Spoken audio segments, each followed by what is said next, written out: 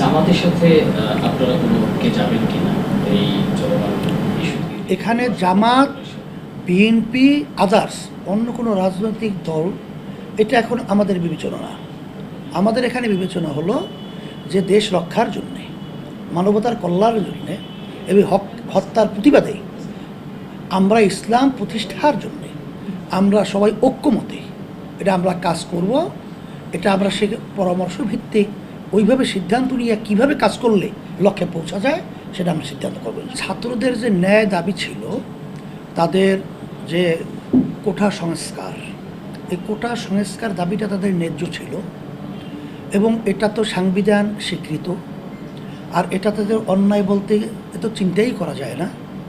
তাদের আন্দোলনগুলো ছিল সম্পূর্ণ শান্তিপ্রিয়, কিন্তু আমি বক্তৃতায় বলেছি যে প্রধানমন্ত্রীর বক্তব্য এবং তার দলের সেক্রেটারি জেনারেল ওবায়দুল কাদের সাহেবের বক্তব্যের পরেই আসলে এই বিশৃঙ্খলা, হত্যাযজ্ঞ এবং এই বিশৃঙ্খলা এবং বাংলাদেশের এই যত সম্পদ নষ্ট হওয়া এই তাদের বক্তব্যের পরেই কিন্তু ঘটেছে। মেট্রো রেল সহ সরকারি স্থাপনায় ভাঙচুরের বিষয়টি কিভাবে দেখছেন?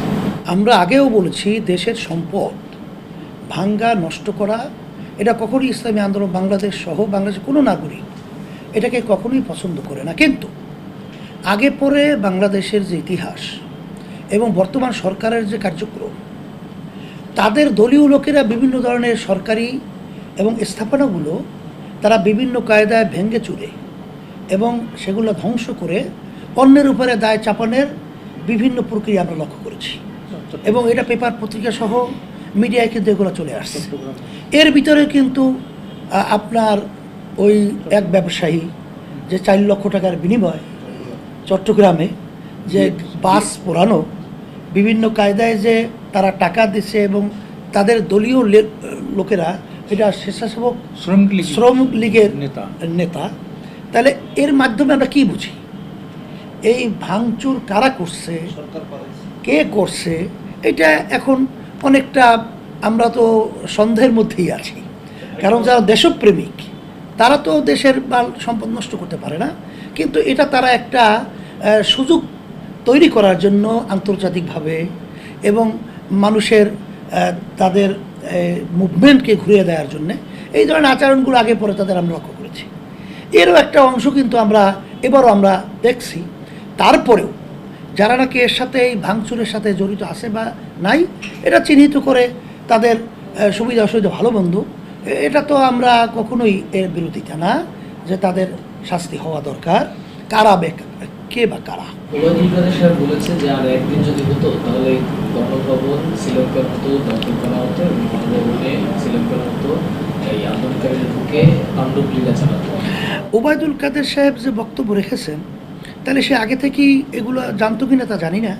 কারণ শান্তিপ্রিয় ছাত্রীদের দাবির আন্দোলনে তার বক্তব্য ছাত্রলীগকে লেলিয়ে দিয়ে এই ধরনের হত্যাযজ্ঞ এবং বিভিন্ন দেশীয় অস্ত্র, বিভিন্ন ধরনের এগুলো তারা প্রকাশ্যে তাদের উপরে আক্রমণ করে এই ধরনের একটা পরিবেশ তৈরি করা, তাহলে এই কথাটা সে বলবে বিধেই কি এই ধরনের বক্তব্যের মাধ্যমে ঘটনা ঘটাইলো কি না, সেটা তো আমাদের প্রশ্ন।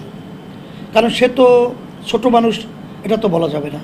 সে তো বিজ্ঞ রাজনীতিবিদ, বক্তব্যের পরিপ্রেক্ষিতে কী হতে পারে এটা তো তার আগে হিসাব নিকেশ থাকারই কথা আছেও, যে এই বক্তব্যের পরে কি হবে, এরপরে কি হবে, এটা তো স্বাভাবিক একটা হিসাব থাকে।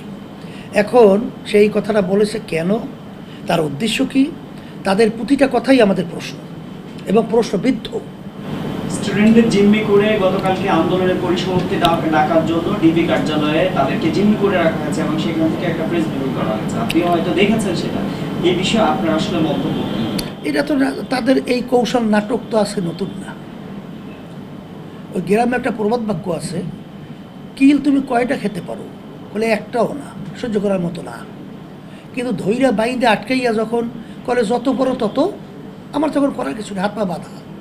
তো এখানে তো বাস্তবতা এটাই, তাদেরকে হসপিটাল থেকে উঠিয়ে নেওয়া গেল এবং তার শিক্ষকরা তাদের খবর নেওয়ার জন্য করে দেখতে দেওয়া হয় নাই, তাদের আত্মীয় স্বজন দেখতে গেলেও দেখতে দেওয়া হয় নাই। এখন কোন পর্যায়ে কী অবস্থায় আছে এটা আপনিও বোঝেন, আমিও বুঝি। এখন তাদেরকে একটা বক্তব্য লেখা তাদের হাতে ধরেই দিবে যে এইটা বলতে বাধ্য। এটা জাস্ট তাদেরই কথা, তাদের মাইক হিসেবে ব্যবহার করেছে, এটা মূলত তাদের বক্তব্য না।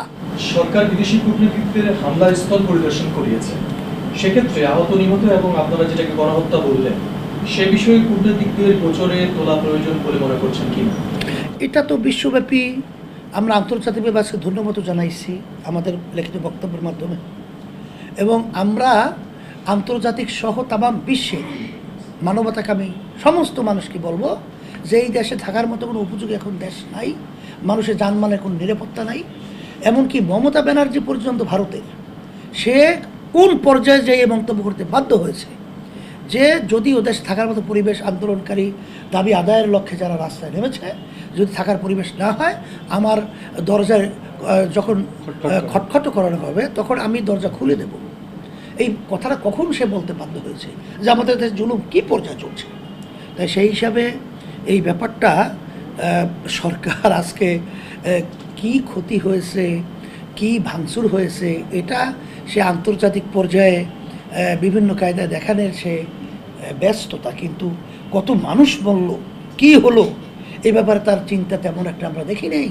এটা অত্যন্ত আমাদের বাংলাদেশের জন্য কলঙ্ক, এবং এই সরকারের জন্য কলঙ্কে ইতিহাস রচিত হবে। সবাই একত্রিত হয়ে আমরা আহ্বান করছি এই অন্যায়ের প্রতিবাদে, হত্যাযজ্ঞদের প্রতিবাদে। আমরা সবাই একত্রিত হয়ে রাজনৈতিক দল এবং সুশীল সমাজ, সর্বশ্রেণীর পেশার মতের সবাই আমি একত্রিত হয়ে এই অন্যায়ের প্রতিবাদে আমাদের দেশকে রক্ষার জন্য, ইসলামকে রক্ষার জন্য, মানবতা রক্ষার জন্য আমরা কাজ করার আহ্বান আমরা সকলকে করছি।